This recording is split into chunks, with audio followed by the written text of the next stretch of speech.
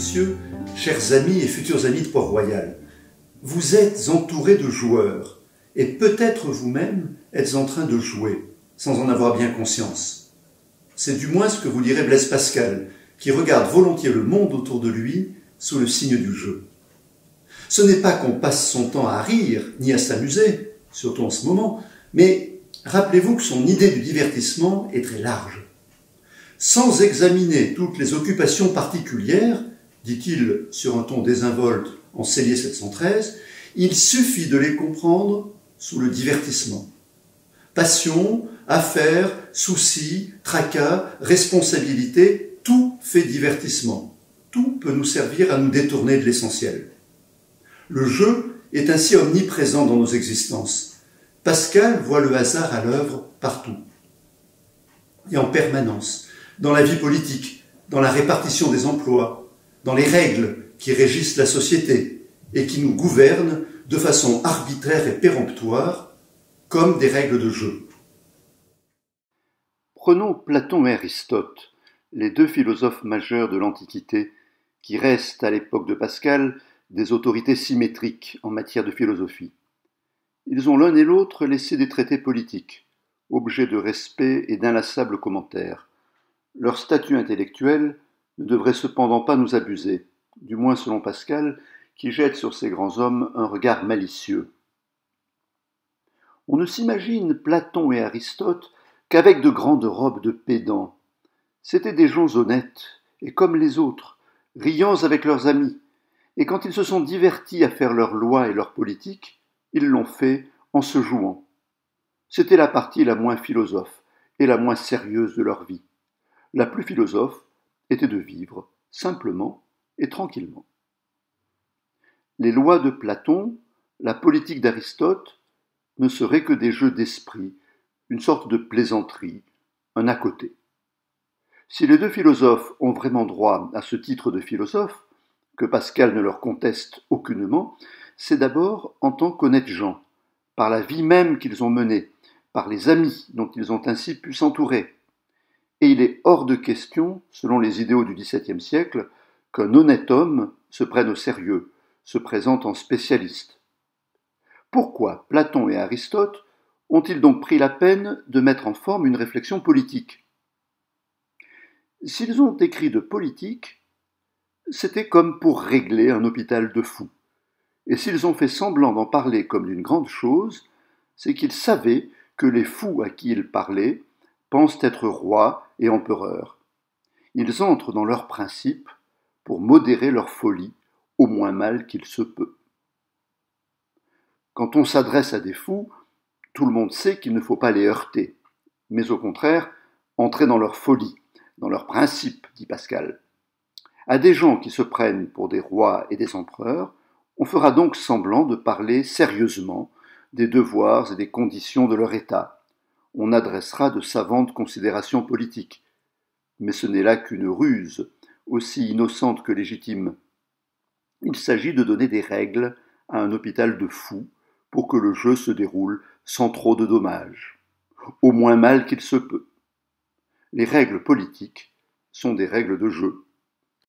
Pascal lui-même n'hésite pas à comparer son œuvre à un jeu, au jeu de paume exactement, l'ancêtre de notre tennis. La formule est restée célèbre. Elle est à la fois modeste et triomphale.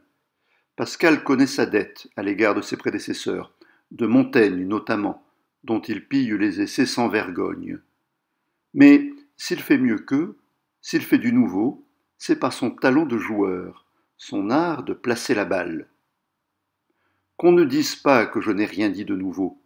La disposition des matières est nouvelle. Quand on joue à la paume, c'est une même balle dont jouent l'un et l'autre. Mais l'un la place mieux. Quant à ses motivations profondes en écrivant les pensées, Pascal n'exclut pas qu'elles puissent manquer de noblesse. Le regard incisif qu'il jette sur le monde a-t-il pour le seul objet de désabuser les hommes et de les conduire à Dieu ? Quand il se moque des philosophes, est-ce pour faire progresser la philosophie ? La preuve qu'il donne de son génie n'est-elle pas douce à son amour-propre ? La vanité est si ancrée dans le cœur de l'homme qu'un soldat, un goujat, c'est-à-dire un valet de cuisine, un cuisinier, un crocheteur, un portefaix, se vante et veut avoir ses admirateurs. Et les philosophes même en veulent. Et ceux qui écrivent contre veulent avoir la gloire d'avoir bien écrit. Et ceux qui les lisent veulent avoir la gloire de les avoir lus. Et moi, qui écris ceci, et peut-être cette envie, et peut-être que ceux qui le liront. Dans cette chaîne infernale, tout le monde en prend pour son grade. Pascal lui-même sait le plaisir qu'il y a à dénoncer et la gloire qu'on en retire. Il nous annonce, à nous ses futurs lecteurs, que sous le noble prétexte de la critique, notre désir de gloire pourra se donner carrière. Et vous, auditeurs fidèles et curieux des minutes de Port-Royal, à quel jeu jouez-vous en m'écoutant ? On pourrait multiplier les passages de Pascal qui nous renvoient au jeu, au hasard, aux règles. On peut même en faire un sujet de thèse. C'est ainsi le naufragé du premier discours sur la condition des grands, jeté par la tempête dans une île inconnue, dont les habitants étaient en peine de trouver leur roi qui s'était perdu. Il accepte de se prêter à sa bonne fortune et de jouer le personnage du roi. Pascal conclut implacablement à l'intention du jeune duc, destinataire de cette parabole. Ne vous imaginez pas que ce soit par un moindre hasard que vous possédez les richesses dont vous vous trouvez maître, que celui par lequel cet homme se trouvait roi. Non seulement vous ne vous trouvez fils d'un duc, mais vous ne vous trouvez au monde que par une infinité de hasards. Il faut bien se résigner à jouer, puisque tel est notre lot. Pascal n'a que moquerie pour ceux qu'il appelle demi-habiles et qui se croient capables d'échapper au jeu, d'introduire de la justice dans les règles, de tenir compte des mérites pour distribuer les charges. Ce sont soit des naïfs, soit des manipulateurs, qui jouent un jeu pervers, une autre forme de jeu, le jeu sûr pour tout perdre, selon les termes du grand fragment 94 sur les lois et l'économie du monde. Il reste que la condition de joueur a quelque chose de terrifiant.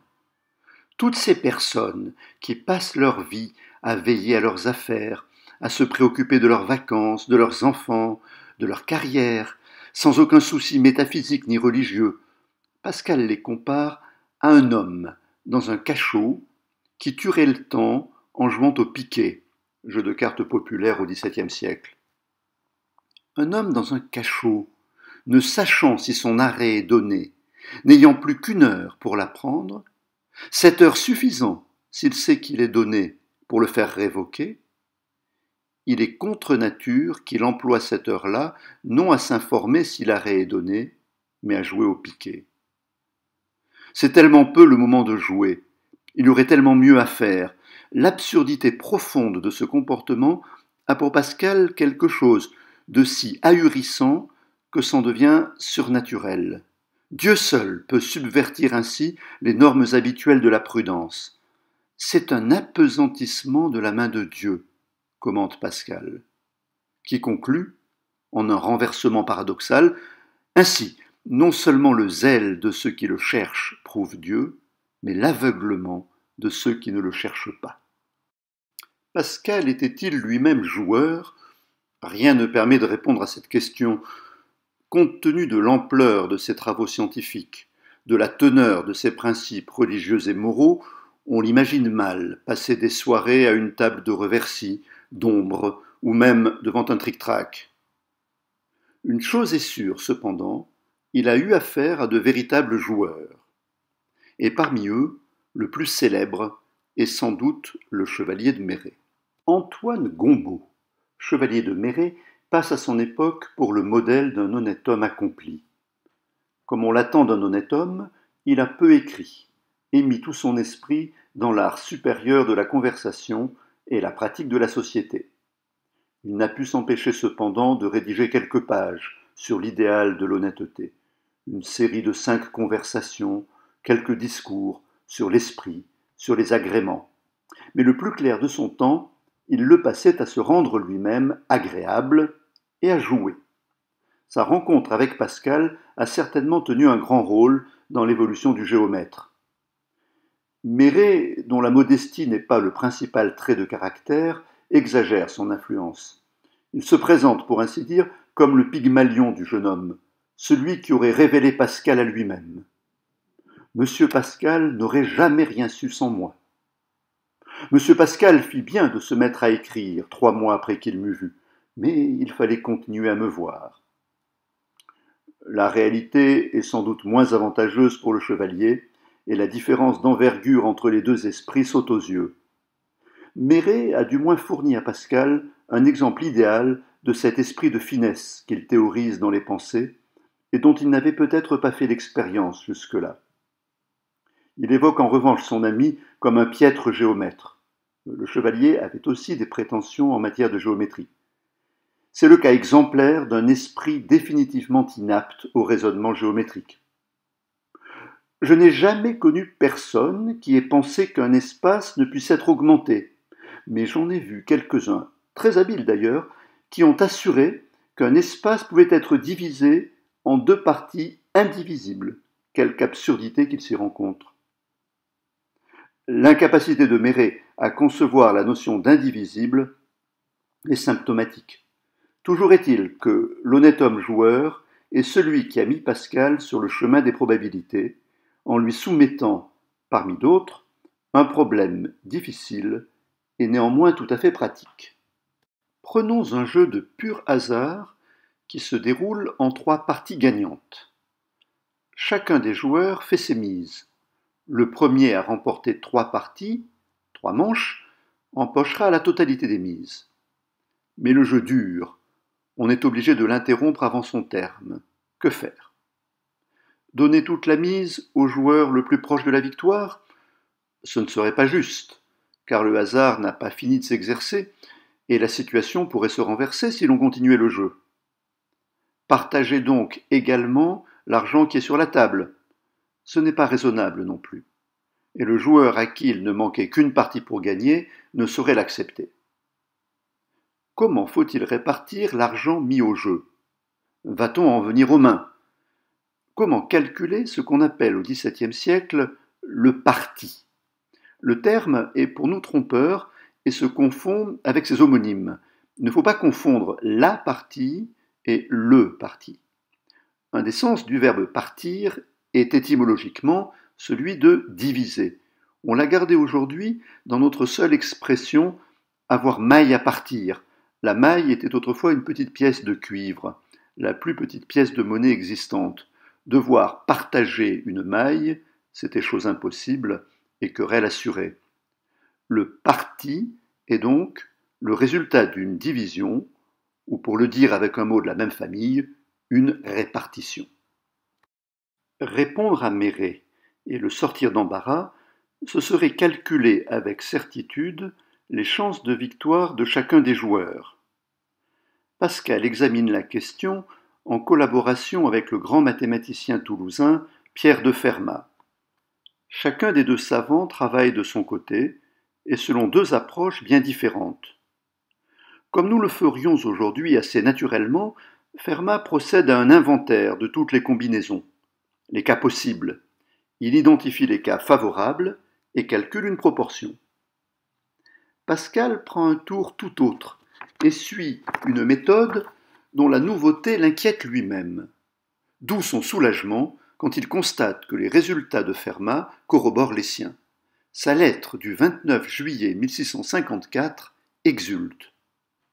Votre méthode est très sûre et est celle qui m'est la première venue à la pensée dans cette recherche. Mais, parce que la peine des combinaisons est excessive, j'en ai trouvé un abrégé et proprement une autre méthode, bien plus courte et plus nette, que je voudrais pouvoir vous dire ici en peu de mots, car je voudrais désormais vous ouvrir mon cœur, s'il se pouvait, tant j'ai de joie de voir notre rencontre. Je vois bien que la vérité est la même à Toulouse et à Paris. Suivons, si vous le voulez bien, la méthode de Pascal telle qu'il la détaille ensuite à Fermat dans cette même lettre. Voici à peu près comme je fais pour savoir la valeur de chacune des parties quand 2 joueurs jouent, par exemple, en 3 parties, et chacun a mis 32 pistoles au jeu. Les parties à gagner sont au nombre de 3. La mise globale est de 64 pistoles.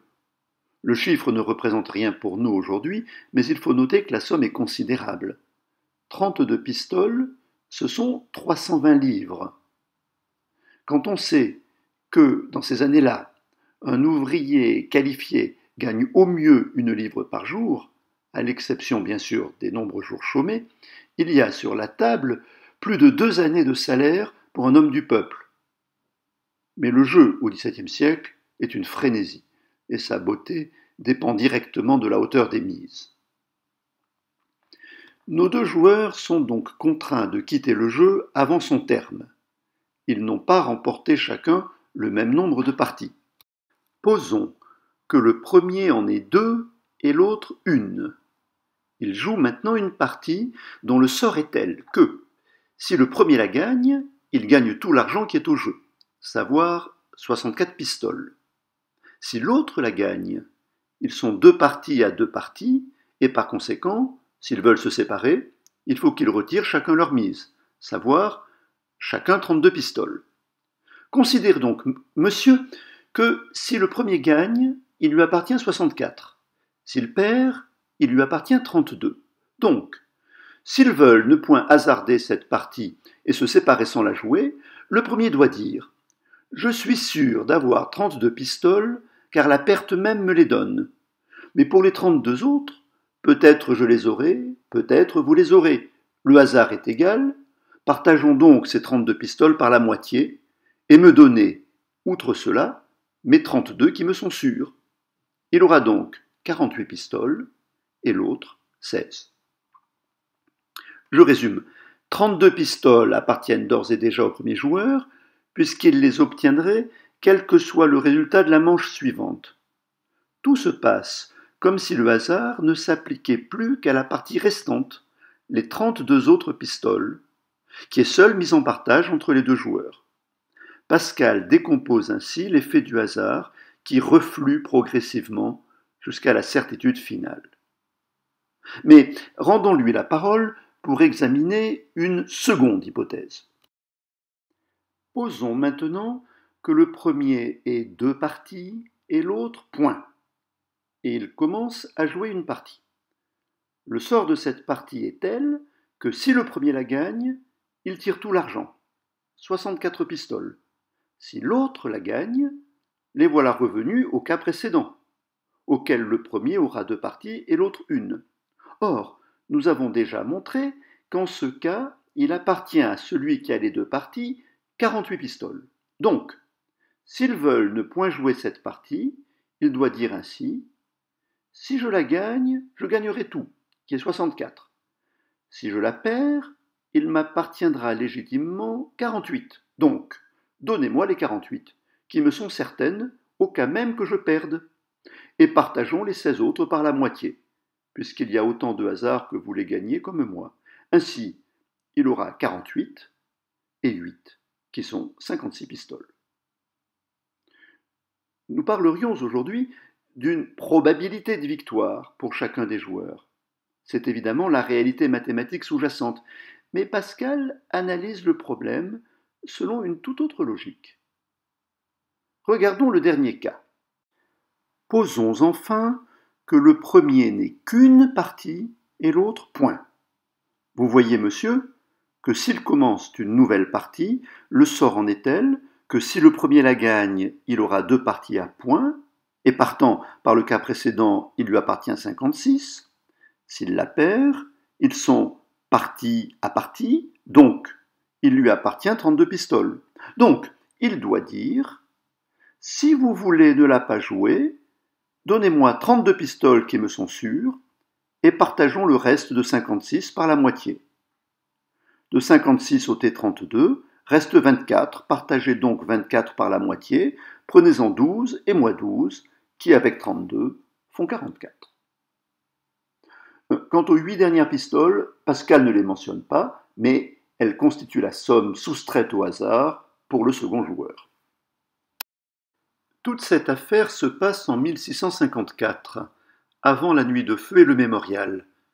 Mais Pascal se souvient de la règle des parties quelques années plus tard, quand il rédige son célèbre argument connu comme le pari, même si le nom pari n'y est jamais prononcé.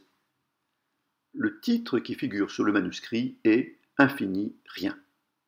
Ce n'est pas le lieu ici de nous lancer dans un commentaire détaillé de ces pages qui ont déjà fait couler tant d'encre. Rappelons simplement quelques évidences. Il ne s'agit en rien d'une preuve de l'existence de Dieu, bien au contraire. Toute la démonstration repose sur l'impossibilité pour la raison de rien savoir de Dieu. Selon les lumières naturelles, écrit Pascal, nous sommes incapables de connaître ni ce qu'il est, ni s'il est. Pascal ne cherche pas davantage à calculer les chances de l'existence de Dieu, une probabilité de Dieu. Aucun moyen de procéder à un tel calcul. La seule chose que l'on puisse affirmer est que cette probabilité n'est pas égale à 0, car ce serait affirmer son inexistence et détenir donc une certitude rationnelle, ce que l'on a précisément exclu. Peut-on parler de Dieu dans les termes d'un jeu ? Le procédé de Pascal a d'emblée frappé les esprits. Il a suscité aussi l'indignation, celle de l'abbé de Villars par exemple. Aventurier, pseudo-abbé et écrivain versatile, Henri de Montfaucon, dit abbé de Villars, n'aurait guère laissé de souvenir à la postérité s'il n'était l'auteur du tout premier écrit contre les pensées de Pascal, 1 an seulement après leur publication. Le livre s'intitule « De la délicatesse » et parmi ses griefs, la page du pari, bien sûr, que les éditeurs de Port-Royal avaient d'emblée intégré au volume des pensées. Taisez-vous, Pascaz, le pseudonyme est assez transparent. Je perds patience de vous entendre traiter la plus haute de toutes les matières et appuyer la plus importante vérité du monde et le principe de toutes les vérités par une idée si basse et si puérile, par une comparaison du jeu de croix et pile, plus capable de faire rire que de persuader. Où Pascal veut-il donc en venir ? Depuis 3 siècles et demi, on n'a cessé d'en débattre et de proposer régulièrement des réfutations de cet argument, jugé particulièrement irritant. Je me contenterai ici de signaler une ligne seulement de ce manuscrit enchevêtré, une expression qui, malgré sa bizarrerie, n'a guère retenu la critique, mais dont on perçoit toute l'importance au regard de ce que nous venons d'exposer. Les conditions du jeu métaphysique analysé par Pascal se sont progressivement précisées. La mise est une quantité finie, l'espoir de gain est une infinité de vie infiniment heureuse. Quant aux probabilités de perdre, elles sont inconnues, mais non pas infinies. Pascal conclut alors d'une formule cinglante, cela ôte tout parti. On reconnaît bien sûr la question de Méret et le vocabulaire technique de ce jeu interrompu. Revenons donc une dernière fois aux explications fournies par Pascal en 1654. Pour entendre les règles des parties, la première chose qu'il faut considérer est que l'argent que les joueurs ont mis au jeu ne leur appartient plus, car ils en ont quitté la propriété. Mais ils ont reçu en revanche le droit d'attendre ce que le hasard leur en peut donner, suivant les conditions dont ils sont convenus d'abord. Dans un problème de partie, il est toujours un peu trop tard. Le jeu est lancé. La question qui se pose n'est pas de savoir si l'on doit se mettre à jouer, mais à quel prix l'on peut quitter la table. L'on n'est pas tenu de continuer l'aventure du jeu. Mais comme c'est une loi volontaire, ils peuvent la rompre de gré à gré, et ainsi, en quelque terme que le jeu se trouve, ils peuvent le quitter. Et au contraire de ce qu'ils ont fait en y entrant, renoncer à l'attente du hasard et rentrer chacun en la propriété de quelque chose. Et en ce cas, le règlement de ce qui doit leur appartenir doit être tellement proportionné à ce qu'ils avaient droit d'espérer de la fortune, que chacun d'eux trouve entièrement égal de prendre ce qu'on lui assigne ou de continuer l'aventure du jeu. Et cette juste distribution s'appelle le parti. Or, dans le texte des pensées, nous venons de le lire, le parti est impossible à calculer. En fait, il n'y en a plus aucun. Tout parti est ôté. Il n'y a point de parti, redit Pascal, avant de remplacer cette répétition par la conclusion qu'elle autorise. Il n'y a point à balancer, il faut tout donner. Concrètement, vous pouvez bien quitter ce jeu si vous n'entendez pas y participer, mais en échange de votre abandon, pour seul parti, vous recevrez très exactement rien. On peut acheter une espérance. Toutes les espérances n'ont pas le même prix. Et ce prix, d'une certaine manière, c'est ce que Pascal appelle le parti. La somme contre laquelle vous êtes prêt à abandonner votre espérance, à l'échanger contre du solide. Un tien vaut mieux que deux tu l'auras. Je quitte la partie, je ne gagnerai pas le gros lot, mais je ne pars pas les mains vides. Le géomètre Pascal a calculé très exactement le dédommagement auquel j'ai droit. Le pari de Pascal, on s'en rend compte maintenant, n'est pas une invitation à parier pour Dieu, comme on le pense spontanément, ou du moins, la puissance de l'argument est ailleurs. Le terme de parti, la présence en filigrane du problème de Méré, nous suggère une autre situation existentielle. Il s'agit pour moi ici de quitter ou non le jeu dans lequel je suis déjà engagé. Suis-je prêt à échanger une espérance, aussi faible soit-elle, pour l'assurance du néant, à partir sans parti? À l'époque de Pascal, on ne parle pas encore d'espérance mathématique, mais l'argument du pari porte très exactement sur l'espérance. Telle est sa force, tel est le défi exact que nous jette ce joueur de Pascal.